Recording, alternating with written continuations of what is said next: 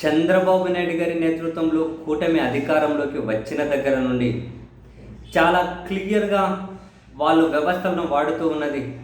కేసులు, అరెస్టులు, so that YSR Congress పార్టీని ఏమైనా కనుక బలహీనం చేయొచ్చేమో అని చెప్పి ఎత్తుగడ అనడానికి కూడా ఏం లేదేమో. వాళ్ళు ఓపెన్గానే మేము ఒక బుక్ రాసుకున్నాము, ఆ రెడ్ బుక్లో ఉన్నటువంటి పేర్ల ప్రకారమే మేము మా పాలన సాగించుకుంటూ పోతూ ఉన్నాము అంటే డైరెక్ట్గా వాళ్ళు చెబుతూ ఉన్నారు.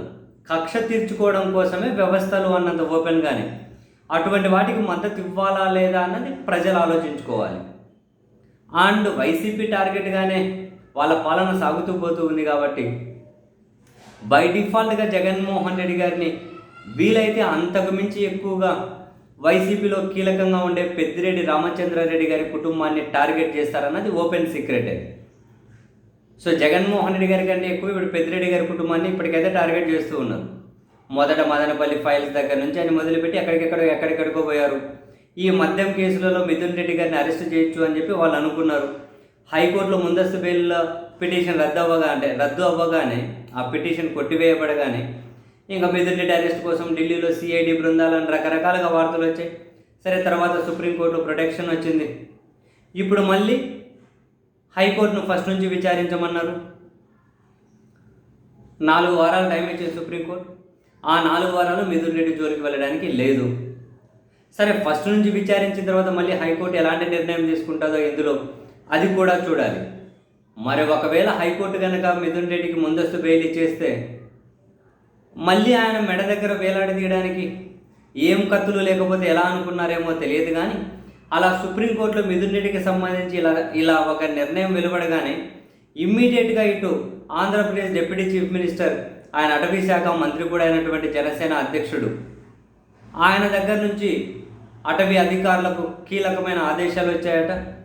పెద్దిరెడ్డి రామచంద్రారెడ్డి గారి కుటుంబం అటవీ భూములు ఆక్రమించిందట, కాబట్టి వాళ్ళ మీద క్రిమినల్ కేసులు పెట్టాలట, అటవీ చట్టాల ప్రకారం కేసులు పెట్టాలట, క్రిమినల్ కేసులు పెట్టాలట. అండ్ వాళ్ళు భూములు ఆక్రమించుకుంటూ ఉంటే అలానే చూస్తూ ఉన్న అధికారుల మీద కూడా చర్యలు తీసుకోవాలి అంటారు. సో ఇది మద్యంది ఏమవుతుందో అందుకని ఇంకొకటి రెడీగా పెట్టుకుందామని చెప్పి ఇంకొకటి రెడీగా అయితే పెట్టుకున్నారు. సో ఈ క్రమంలో సరే, క్రిమినల్ కేసులు పెడతారా, అటవీ చట్టాల ప్రకారం కేసులు పెడతారా, చేతిలో వ్యవస్థలు ఉన్నాయి, ఏం చెబితే అది చేసుకుంటూ పోతూ ఉంటారు. కాబట్టి ఎక్కడే కూడా నిబంధనల ప్రకారం వీళ్ళు కేసులు పెడుతూ ఉన్నారన్న ఆ ఫీల్ కూడా జనానికి కలగడం లేదులేండి. సో ఏదైనా పెట్టుకుంటూ పోవచ్చు, బాగానే ఉంది. అయితే ఇక్కడ సరే, ఇప్పుడు ఈ డీసీఎం, ఈ డిప్యూటీ చీఫ్ మినిస్టర్ వ్యూ పాయింట్లోనే వీళ్ళు కబ్జాలు చేస్తూ ఉంటే సైలెంట్గా ఉండిపోయిన అధికారుల మీద కూడా చర్యలు అని. సార్ శభాష్, మంచి పని. ఇప్పుడు అధికారుల మీద ఈ ఒక్క పెద్దిరెడ్డి రామచంద్రారెడ్డి గారి ఈ ఎపిసోడ్కి సంబంధించే చర్యలు ఎందుకు? అటవీ భూములు ఆక్రమిస్తూ ఉంటే ఎవరెవరు అధికారులు సైలెంట్గా ఉన్నారో రాష్ట్ర వ్యాప్తంగా కూడా విచారణ చేయాలి. అది ఈ 5 ఏళ్లకు కాదు, గత 30 సంవత్సరాల నుంచి విచారణ జరగాలి.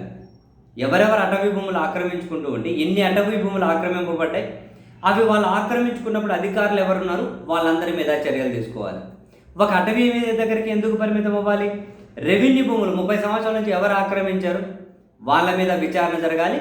మెయిన్ అధికారులు వాళ్ళు ఆక్రమించుకుంటూ ఉంటే అక్కడ సంబంధిత అధికారులు ఎందుకు సైలెంట్ ఉన్నారు, సంబంధిత విఆర్ఓ ఎందుకు సైలెంట్ ఉన్నాడు, విఆర్ఏ దగ్గర నుంచి తహసీల్దార్ దగ్గర నుంచి ఆర్డీఓ దగ్గర నుంచి కలెక్టర్ వరకు ఎవరి స్థాయిలో వాళ్ళు, వీళ్ళందరి మీద విచారణ జరగాలి 30 ఏళ్ళ నుంచి.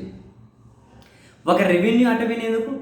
దేవాలయ భూములు, వక్ఫ్ భూములు, చర్చి భూములు, ఈ అన్నీ కూడా ఎవరైతే కబ్జా చేస్తారో ఆ కబ్జా చేసేటప్పుడు ఎవరైతే అధికారులు ఉన్నారో వాళ్ళ మీద చర్యలు తీసుకోవాలి. 30 ఏళ్ళ నుంచి సిబిఐ విచారణకు ఈ ప్రభుత్వం ఢిల్లీకి వెళ్ళి సిబిఐ విచారణ జరిపించమని చెప్పి రిప్రజెంటేషన్ ఇవ్వాలి డిప్యూటీ చీఫ్ మినిస్టర్ అని.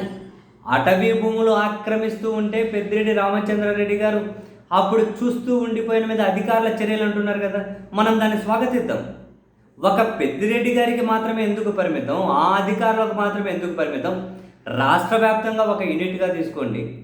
ఒక గత 5 ఏళ్ళ యూనిట్ ఎందుకు, 30 ఏళ్ళు ఒక యూనిట్గా తీసుకోండి. రెవెన్యూ, అటవీ, దేవాలయ, వక్ఫ్, చర్చి, ఈ అన్ని భూములు ఆక్రమణలకు గురవుతూ ఉంటే ఎవరెవరు అధికారులు సైలెంట్ ఉన్నారో కలెక్టర్ నుంచి కింద విఆర్ఏ వరకు అందరి మీద చర్యలు తీసుకొని, అందుకే ఇది సిబిఐ విచారణ జరగాలి. ఆ మేరకు ఈయన ఆదేశాలు ఇవ్వాలి. అప్పుడు ఏమైనా అర్థం పర్థం ఉంటుంది. ఇటువంటి వాళ్ళు కీలక ఆదేశాలట అంటే చూసే వాళ్ళకైనా కూడా సరే, ఇక 5 ఏళ్ళు కాకుండా భూములు కాపాడడం కోసం చాలా గట్టి ప్రయత్నాలు చేస్తున్నారు.